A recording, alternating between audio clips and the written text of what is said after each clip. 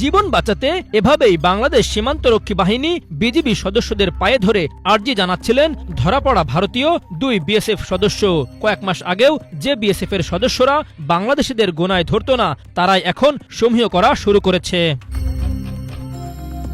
সম্প্রতি ভারতের border security force BSF এর 2 সদস্য অস্ত্রসহ আন্তর্জাতিক সীমান্ত পেরিয়ে বাংলাদেশের অভ্যন্তরে প্রবেশ করে বাংলাদেশি কৃষকদের ধরে নিয়ে যাওয়ার চেষ্টা করে, কিন্তু স্থানীয়দের প্রচেষ্টায় উল্টো তারাই ধরা পড়েন এবং সেখানে চলে আসেন বিজিবির সদস্যরা।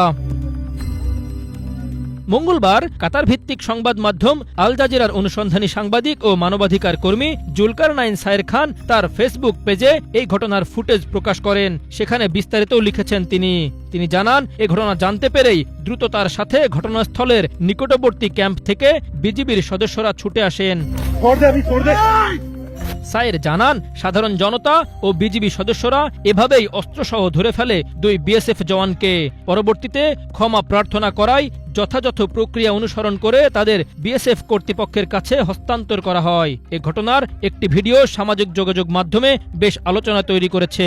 5 আগস্ট ফ্যাসিস্ট শেখ হাসিনা পালানোর পর থেকে ভারতের চোখে চোখ রেখে কথা বলছে বাংলাদেশ সীমান্তরক্ষী বাহিনী। কোন সীমান্তে আন্তর্জাতিক আইন লঙ্ঘন করে বাঁধ ও কাঁটাতারের বেড়া নির্মাণ করতে চেয়েছিল বিএসএফ, কিন্তু বিজিবির বাধায় তা করতে পারেনি।